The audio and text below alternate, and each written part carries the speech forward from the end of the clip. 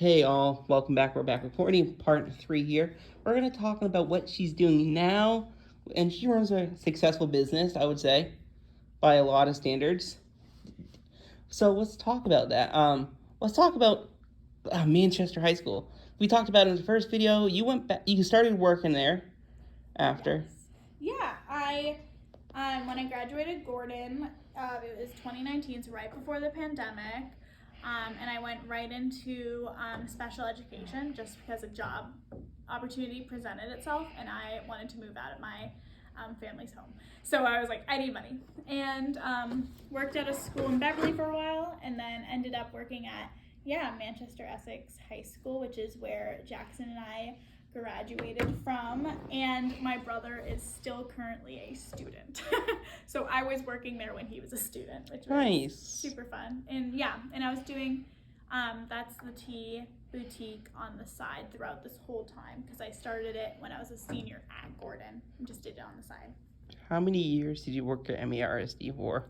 I would, Do you know? Or like a year and a half. Last spring I ended up leaving because I had some medical stuff that I was trying to deal with, and it was very hard to do a full-time job during that. So while I was kind of figuring that all out, I ended up leaving. So I was there, I think, for about a year and a half. And it's kind of cool that we had one of our classmates from high school who I think was there at the same time as you. Who? Sam. Was she? Oh, no, probably after. Oh, after. Yeah. Okay. So she worked, when I was at the high school, she was working at Essex Elementary. Oh, okay. But now she works at the high school. Yeah.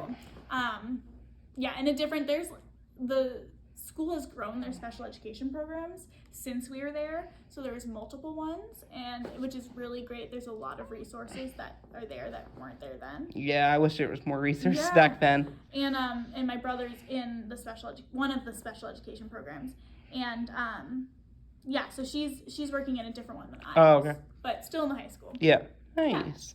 So let's talk about that boutique. Like, how did it get started? Yeah, so it started when I was a senior living in Wilson Hall, and I just realized that I had a lot of clothes and I was very broke, and I just thought, okay, let me just see if anyone wants these things. So I started posting on Instagram and quickly realized that Gordon students were willing to buy my old clothes. And so then from there, I kind of went into sourcing at thrift stores and continued that throughout, the past almost 4 years. About 4 years ago, I started it and did it just on the side as I did all my other jobs, my full-time jobs. But every time I would do my full-time job, all I could think about was, when I get home, this is what I need to do for That's the Tea, and it was just like all my thoughts were about doing That's the Tea. Is that your full-time job now? That's yes, the Tea. So it is now my full-time job. About 2 months now, which has been amazing. It's something that I've always wanted to do. And so I just eventually had to take the leap to do it. So it's been really great, but obviously starting a business full time is not all, rainbows and butterflies. It's really hard, and but I'm getting the hang of it. So it takes a little bit, I think, to kind of keep it going. I'm going to ask you 2 questions. Okay. Simple ones about entrepreneur, because your business is entrepreneurship. Yeah. Do you have any mentors for that? Like, yes. What you do? So, mainly, kind of funny. I am really bad at math and numbers and things like that, and that's a big part of like starting your own business. And I am now like a legal business. Like, I have a certificate from the town and I have to do taxes for it, which is exciting and terrifying at the same time. It can be. My parents run a business, so I get it. Yeah, and so my boyfriend is really good about kind of mentoring me in the financial side to make sure I'm doing everything that I, should be doing. And then I'm also considering joining the Beverly Chamber of Commerce, which is like about all small businesses that kind of come together. And I just went to a networking event for them last week, and it was awesome. So I think through that, I'm going to be able to get a lot more mentorship, especially if I down the road want to open a storefront. They're able to kind of connect me with people like commercial real estate people that have their own business and things like that. So I think that's going to be a very big game changer. Do you have any tips for anybody who wants to start entrepreneur?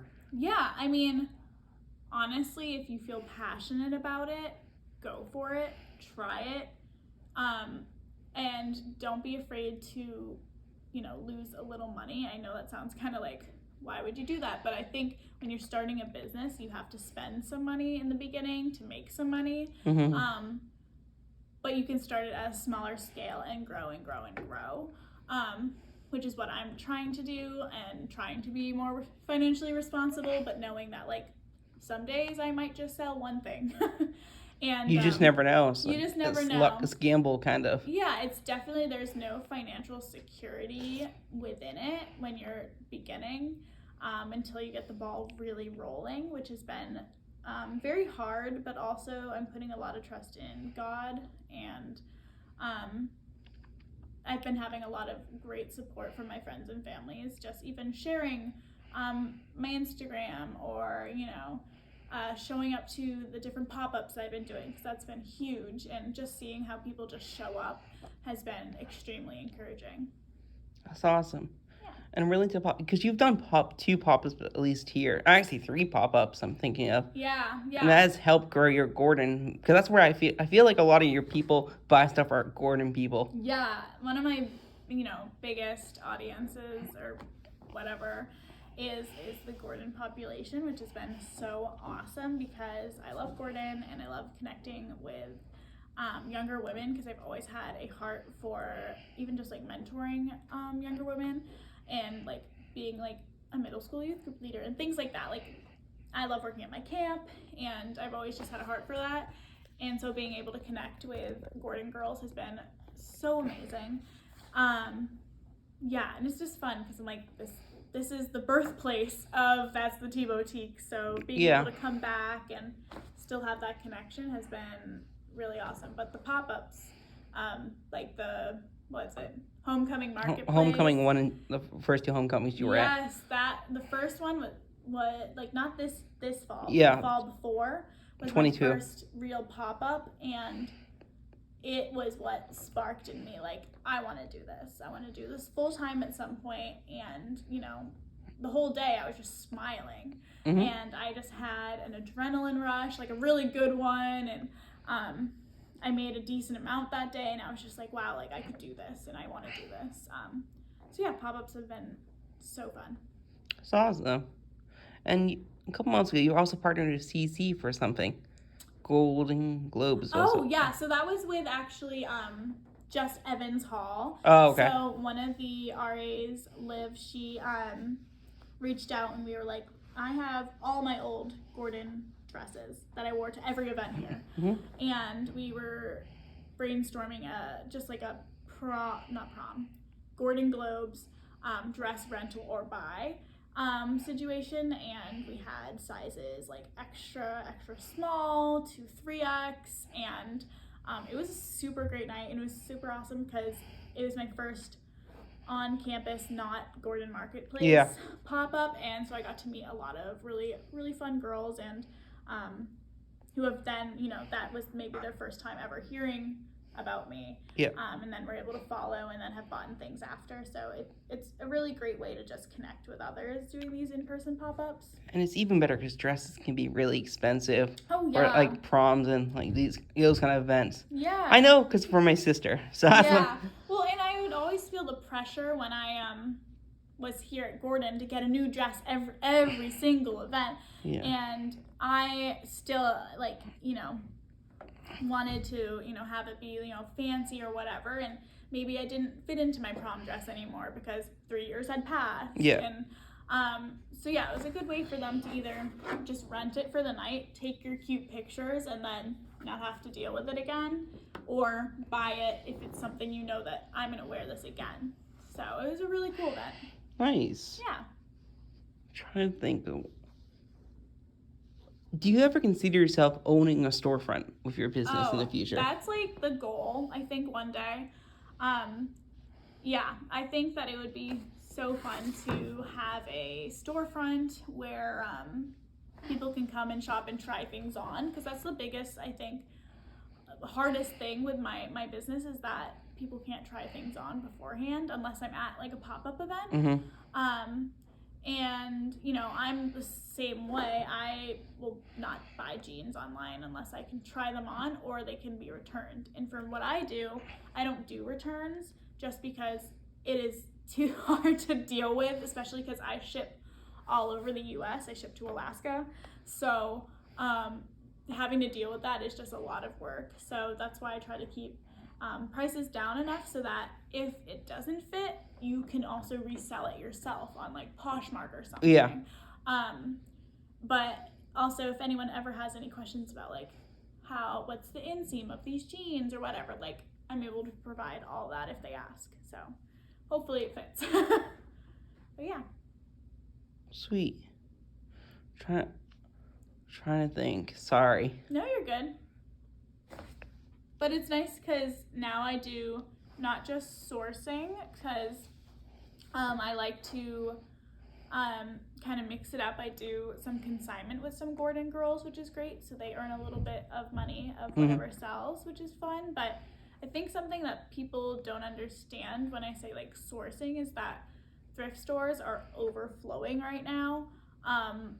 Like if you've even gone to Savers, you look at their back room and it's filled to the brim. Because I think a lot of times when people hear what I do, they're like, you're stealing from people. And at the end of the day, there's so much in thrift stores and most of it's going to end up in a landfill. Yeah. It's like thrifting. Yeah, really. It's the reality of it is that most of it's going to end up in a landfill. And that thrift stores are overflowing. And I'm very cautious I don't really thrift shoes or big jackets unless it's something that I like from my own closet, because I want the people who really need that to be able to have access to that. Or when I'm at a thrift store, if there's only 3 jackets, I'm not going to take a jacket. Yeah, it makes sense. Yeah, because I want to make sure that it's accessible for everyone. And I'm very, very intentional about trying to get like all sizes too. That's something I think that makes me stand out from other thrift. Because a lot of places only have like up to a certain size. Why with you're more unique because you have up to extra small, the 3X. Yeah, and I've had 4X and I'm trying to get up to even 5X right now, but it really all depends on what's in the thrift stores, and I do not want to do a disservice to my plus size girls that, I'm not going to just get an ugly grandma something just because it's a 5X. Yeah. Like I want you want to make sure it looks good. Yeah, I want it to match the whole brand of being, personally curated, and because I think that would be a disservice that I'm just posting it to say that I have it. I want it to be something that I genuinely think this is cute, like this is gonna like look amazing on you. And a lot of places don't have that kind of eye, which I think makes you more unique. Yeah, and I try to be really intentional about it. Even if I have to spend a little more, because reality is thrift stores, they will up plus size items, which is ridiculous. Like I'll spend that extra just so that I know that I am including all of my girls in a drop. So I have one more question. Yes. Do you do commissions for people? Like if someone's looking for a certain item, would you go hunt that item down? Yeah, that's a really good question. Yes, but not in like a very formal way. Yeah. Just of like, I have people that have shopped with me for a while and they will just randomly message me and be like, keep your eye out for this. Like if you find any high-waisted leggings, this color or something like that. Yeah. And I'll always keep my eye out. But I haven't really made a program necessarily where I go out and just for your close friends who buy stuff. Yeah, and Makes I'll keep sense. my eye out, but I can never promise anything because thrift stores are so hit or miss. So you just never know what you're in. And you can always message those people, and if they're local, they can just go get it themselves. Yes, exactly. So, yeah. Perfect. Thank you. Of course.